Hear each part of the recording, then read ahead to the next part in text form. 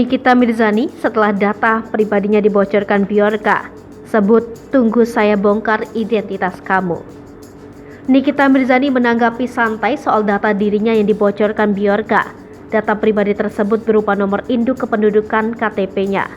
Niki menilai data yang dibocorkan oleh sang hacker memang sudah banyak diketahui publik.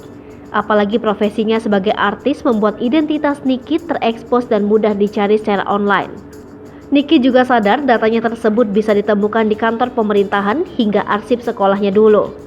Niki lantas meminta Bjorka untuk belajar lagi hingga menjadi seorang hacker handal. Pun ia berseloroh jika Bjorka tak memiliki biaya, Niki bisa membantunya. NIK KTP-nya telah dibocorkan, Niki menyebut Bjorka tak perlu berbangga. Setelah itu, ibu 3 anak ini mengungkapkan keinginan untuk mengetahui siapa sosok Bjorka sebenarnya.